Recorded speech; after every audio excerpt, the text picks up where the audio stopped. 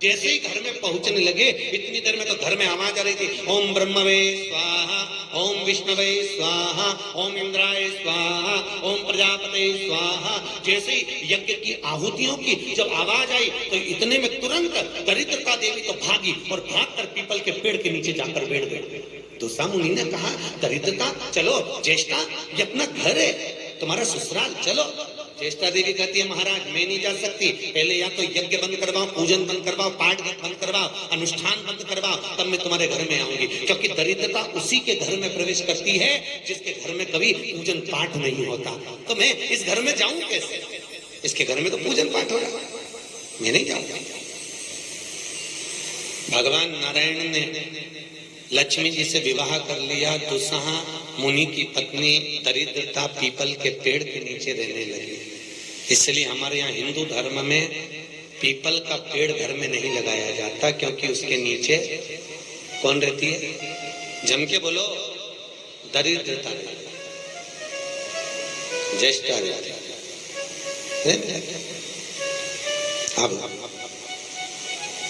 दरिद्रता का निवास हो गया पीपल के पेड़ के नीचे। भगवान नारायण लक्ष्मी जी को लेकर घूमने के लिए चले। चलो थोड़ी देर। लक्ष्मी जी बोली, मेरी बहन से नहीं मिले, चलो जरा मिलने। भगवान ने कहा चलो मिल के आते हैं। और जो भगवान मिलने के लिए गए तो लक्ष्मी जी उनके लिए मिठाई का डब्बा ले गए। अपन किसी के यहाँ जाते हैं तो मिठाई लेकर जाते हैं, मिठाई ले गई और मिठाई ले जाकर जो दिया, दीदी ओ दीदी, दीदी बोली हाँ ले, मैं तेरे लिए क्या लाई हूं, ले। और जो मिठाई का डब्बा दिया, इतने में दरिद्रता ने खोल कर देखा तो उसमें मिठाई थी। दरिद्रता को क्रोध आ गया और दरिद्रता ने कहा, लक्ष्मी तुझे मालूम नहीं कि मुझे प्रिय क्या, मुझे क्या अच्छा लगता है? लक्ष्मी जी ने कहा, मैं जानती हूँ तेरे को खट्टा और तीखा प्रिय है, मैं जानती हूँ तुझे खट्टा अच्छा लगता है, तीखा अच्छा लगता है, तो फिर मिठाई क्यों लाई? तो लक्ष्मी जी बोली, मेरे को लगा कि हो सकता है शादी के बाद तू चेंज हो गई हो, बदल गई, इसलिए मैं तेरी मिठाई का डब्बा उठाकर फेंक दिया दरिद्रता। और दरिद्रता ने फेंका। भगवान नारायण देख रहे थे। लक्ष्मी जी ने कहा चले, भगवान विष्णु के चलो, चलिए। ये दरिद्रता को खट्टा और तीखा प्रिय है और लक्ष्मी को जम के तो बोलो मीठा। इसलिए हमारे हिंदू धर्म की रीति है, आज भी दुकान के बाहर, घर के बाहर नींबू मिर्ची टांगी जाती है। मिठाई रसगुल्ले में क्या टांगते हैं? नींबू मिर्ची। और मिठाई कहाँ रखी जाती है? घर के अंदर। तीखा और खट्टा बाहर और मिठाई अंदर। उसका केवल, कई लोग कहते हैं नींबू मिर्ची इसलिए टांगते हैं नजर नहीं लगे। नजर नहीं, लक्ष्मी और दरिद्रता ये दोनों बहन का नियम है। प्रतिदिन सुबह से लेकर शाम तक ये प्रतिदिन घूमने के लिए निकलती है। प्रतिदिन ये इनका काम ही है घूमना, दोनों बहनों का, दरिद्रता और लक्ष्मी का। जब इनको भूख लगती है तो दोनों घर में प्रवेश करना चाहती हैं और जैसे ही घर में प्रवेश करना चाहती हैं तो जिसके जैसे ही दोनों चलती हैं तो इतने में दरिद्रता देख लेती है कि मेरा भोजन तो बाहर ही टंगा है, तो दरिद्रता खाकर बाहर की बाहर चली जाती है और लक्ष्मी मिठाई के चक्कर में अंदर प्रवेश कर जाती है।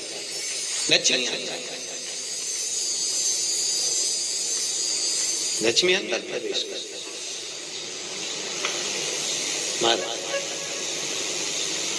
इसलिए आज भी नींबू और मिर्ची, हमारे यहाँ शास्त्र रीति है महाराज, 4 चीजें बेटी की विदाई में नहीं देते। कितनी चीजें? 4। पहली झाड़ू, क्या? झाड़ू। दूसरे नंबर पर चलनी, आटा छानने की चलनी। दूसरे नंबर पर चलनी, तीसरे नंबर पर सुई और चौथे नंबर पर अचार की बरनी। बेटी की विदाई में नहीं दी जाती। अगर ये 4 चीजें बेटी की विदाई में, माँ बाप ऐसे होते हैं कि कुछ सोचते ही नहीं है, मेरी बेटी जा रही है, रख दे अचार रख दे, तो माँ उन इतने प्रेम से अचार की बरनी भर भर के रख देती है। उनको समझाओ, जिसके घर में ये 4 चीजें मायके की चली जाती है, सुई, झाड़ू, चलनी और अचार, उसका घर फूटने में देरी नहीं लगती महाराज, याद रखिए। उसके घर में फूट डले, पति पत्नी में फूट डलेगी, सास बहू में फूट डलेगी, भाई भाई में फूट डलेगी। तो लोग कहते हैं अच्छा खासा परिवार था, जब से बहू आई तब से घर में ऐसा उपद्रव मच रहा। उपद्रव क्यों मच रहा है? उसका कारण है क्योंकि तुम उसके घर का अचार खा गए। वो बनवा के लिए ही हो, तुमने खा लिया। और अभी भी कह रहे हो हमारी बहू की माँ बहुत अच्छा अचार बनाती है, तुम मंगवा लो, जा और मंगवा लो, खा। महाराज पहले बेटी की विदाई में भेजते थे बड़ी पापड़, और पहली विदाई में बेटी के भेजते थे बेटी के साथ में मैदे की पूड़ी, एक डलिया में कपड़े में बांध कर। उसमें ना तो नमक डलता था ना उसमें शक्कर डलती थी। क्यों? क्योंकि वो बेटी के विदाई में मैदे की पूड़ी इसलिए दी जाती थी कि हमने ये पूड़ी एकदम फीकी भेजी है, अब चाहे तुम इसमें नमक डालो चाहे इसमें शक्कर डालो, हमने तो हमारी बेटी को तुम्हें दे दिया, एकदम सीधी मैदे की पूड़ी की तरह भेजी है। अब तुम इसमें चाहे कपट भरो चाहे प्रेम भरो, तुम्हारी मर्जी, ये हमने तो दे दी। कन्यादान करे और हम फिर हमें कहीं, हमने तो देना था, दे दे। इसलिए बेटी के साथ में मैदे की पूड़ी भेजी जाती। मैदे की क्या बोलते हैं उसको, खाजा बोलते हैं, बड़े बड़े ले।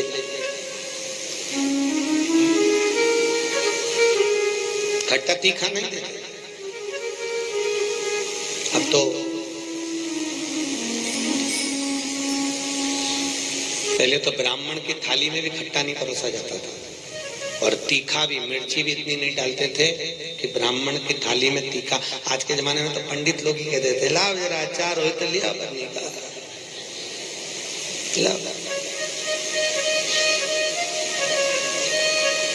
पितरों के जो देवता हैं,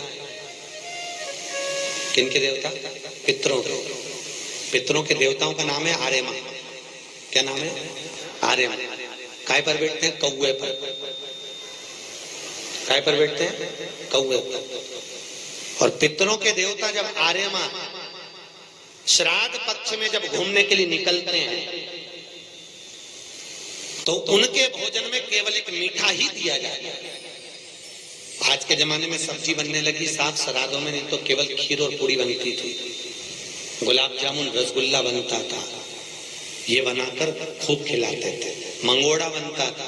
पर अब सब्जियां बनने लगी, अब तो लोग श्राद्ध में भी अचार परोस देते हैं। पर कितनी वर्ज्यता है महाराज, कितनी वर्ज्यता। श्राद्ध पक्ष में अगर राई से तुमने सब्जी को छोक दिया, काहे से छोका है? राई से। सब्जी को अगर छोक दिया और वो सब्जी और पूड़ी तुमने छत पर ले जाकर पटक दी, तुम कितना भी कौवा को बुलाना, कौवे का बाप नहीं उसको भोग लगाएगा, लगा ही नहीं सकता। कितनी भी तुम सब्जी अगर राई से छुकी है, और अगर राई बिना सब्जी है तो तुम पटक कर जाओगे, कौवा आएगा और लेकर चलेगा, बुलाने की भी जरूरत नहीं है कि तू आ और खा, तुमने फटका रुखा कर जाएगा। मारे तुमने डाला,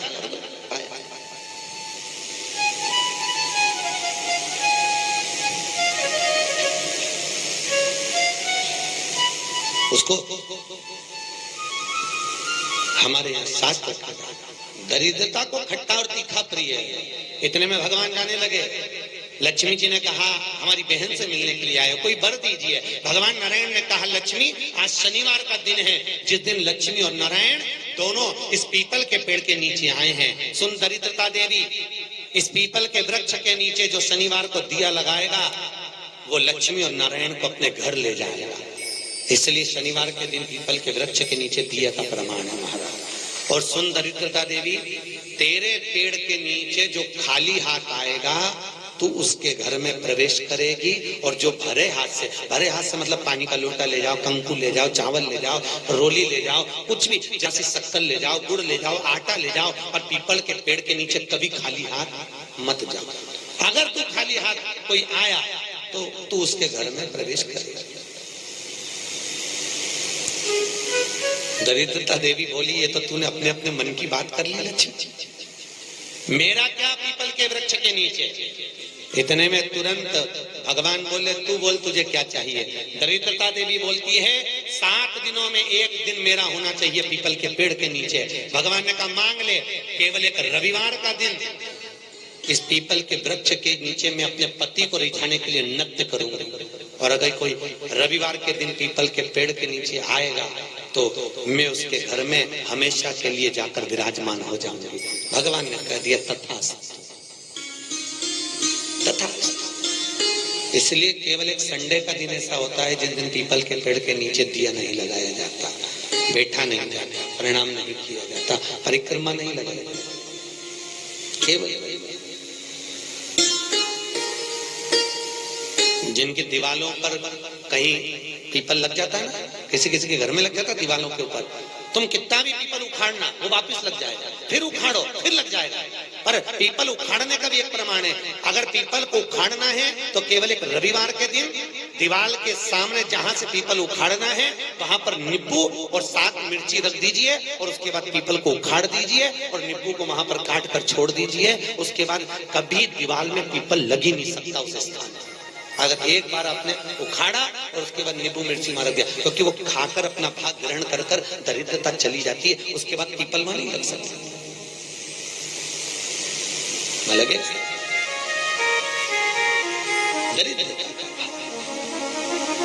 शास्त्र कह रहा है भगवान जितने स्वरूप में विराज रहे, भगवान ब्रह्मा जी कर रहे हैं ये नारायण का मस्तक का है, इनका चरण का है। भगवान विष्णु बोले ये मेरे भगवान, ये मेरे पिता है। और पिता के मन के बात को जानना, पिता के भाव को जानना, पिता और माता को पहचानना, ये बहुत कठिन बात है साहब। दुनिया का कोई व्यक्ति अपने माँ बाप को नहीं जान सकता। जब तक जिंदा है तब तक लगता है ये मेरे हैं, उसके हैं, ऐसा करा वैसा करा, माँ ने ऐसा करा, बाप ने ऐसा करा, परिवार ने ऐसा करा, कुटुंब। अरे भाई चले गए, उसके बाद में फिर रोते हैं, भोग लगाते हैं। क्या मतलब? जीते जी दंगम दंगा, मरे पीछे पहुंचा दी गंगा। क्या मतलब?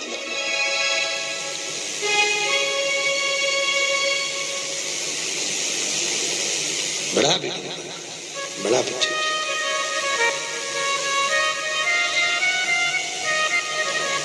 कर सेवा तू लगन लगाकर, मन में सच्चा भाव जगाकर, ये की आंखें खोलो रे, जय श्री कृष्णा बोलो रे। तुम मन लगाकर, चित्त लगाकर, अपने मन की वृत्ति को परमात्मा तक ले जाकर भाव से तुम परमात्मा को रिझाओ तो सही। कई लोग कहते हैं हमारी माँ कपट रखती है, हमारे पिता हमको अपशब्द कहते हैं, हमारी माँ हमारी सास हमको आना। बोलने दो, उनको बोलने का काम है, बोलो। और याद रखना जितनी जितनी तुम्हारी बुराई होगी तुम उतने उतने स्वस्थ होते चले जाओगे, उतने प्रसन्न। आपको पहले कथा कही थी, 4 धाम मंदिर में एक राजा बीमार पड़ गया, उसका काया गलगल कर नीचे टपकने लगी, काया का रोग हो गया। राजा ने सारे डॉक्टरों को दिखाया, इलाज नहीं मिला। तब गुरुजी के पास गया, गुरुदेव मेरे को बीमारी हो गई। गुरुजी बोले डॉक्टर को दिखाया? हाँ गुरुजी, पर मैं ठीक नहीं हुआ। गुरुजी ने कहा तेरा बड़ा भाई था कहाँ है? तो कि वो तो मर गया। भाभी है? हाँ। कहाँ है? राजभवन में। एक काम कराकर चुपचाप से किसी को मालूम मत पड़ने देना, भाभी के कमरे के बाहर जब भाभी सो जाए तो चटाई डाल के रजाई ओढ़ के सो जाओ, ठीक हो जाऊंगा। हाँ। अब गुरु तो ऐसे आड़े टेढ़े उपाय बताता है, गुरुओं का तो काम ही। गुरु तो गुरु, बस उनने तो बोलना था बोल दिया।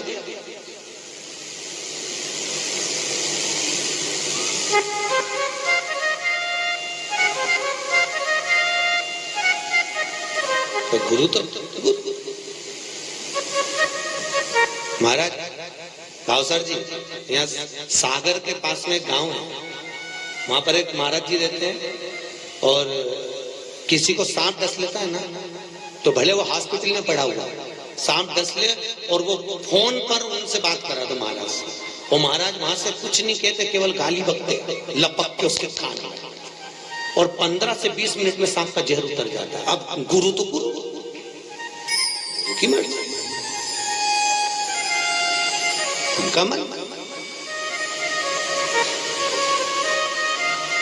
ये यही की बात तुम्हारे उज्जैन के पास में कौन सा गाँव है बाबा, आगर के आगे एक गांव है कोई सा, वहां बिच्छू का जहर उतारा जाता है। किसी को बिच्छू काटा हो तो उसको ले जाए और ले गए, या कुत्ता काटा हो तो ले जाओ और ले गए। जैसी तो वैसी तुमने बस जाके किया, महाराज इसको कुत्ता काट गया, वो उठ के आएगा, बोलेगा चलेगा कुछ नहीं, ऐसा देगा धर के गाल पे और कहते जा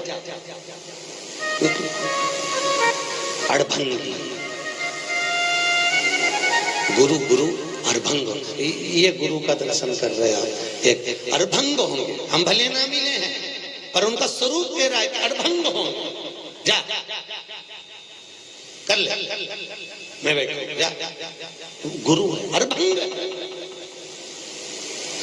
सोचता नहीं, गुरु केवल बता देता है जा ऐसा कर ले। वो गुरु गुरु होता है, उसके जीवन में उसने जो भजन करा होता है उसका प्रताप की पुण्यता देता है वो कि तू कर।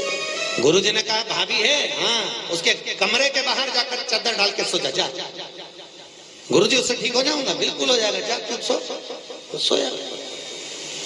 एक नौकरानी ने देख लिया, राजा तो भाभी के कमरे में जाके सोता। बताओ भाई भाई मर गया तो इतना खोला राजा। उसने दूसरी नौकरानी से कहा, दूसरी तीसरी से कहा, तीसरी चौथी से कहा, पूरे नगर में बात हो गई कि राजा इतना कपटी इतना खोला कि भाभी के कमरे में जाके सोता, भाई मर गया। पूरे नगर में बात हो गई, लोग थू थू करने लगे और राजा का शरीर एकदम बढ़िया चकाचक हो गया, एकदम बढ़िया। राजा नारियल लेके गुरु जी के पास गया, गुरुदेव मैं ठीक हो गया। पर गुरुजी में ठीक हुआ कैसे ये तो बता दो। गुरुजी ने कहा अरे राजा तेरे पाप इतने बढ़ गए थे कि तेरे शरीर से टपक टपक के गिर रहे थे। उन पाप को समाप्त करने के लिए मैंने चारों तरफ तेरी इतनी बुराई करवाई कि तेरा पाप कट गया, और पाप कट गया तो तू ठीक हो गया। तो याद रखना, तुम देखना एक बहू और एक सास, बहू की उम्र 25 साल की रहे, 30 साल की रहे तो कहीं उसका घुटना दुखे, कहीं कमर दुखे, कहीं पीठ दुखे, कहीं सिर दुखे, 24 घंटा बहू का कुछ ना कुछ दुखता ही रहे। और एक बूढ़ी सास 70 साल 60 साल की तो भी मंदिर दौड़ दौड़ के चली जाए, चकाचक घूमती फिरे, ना हाथ दुखे ना पांव दुखे। तो कई बहुओं को लगे हमारी सास तो देखो गजब की साहब, 70 साल ने अभी भी महाकाल की आरती करे, अभी भी मंगला करे, अभी भी दौड़ी जाए और अभी भी ऐसा कर ले, अभी भी वैसा कर ले। तो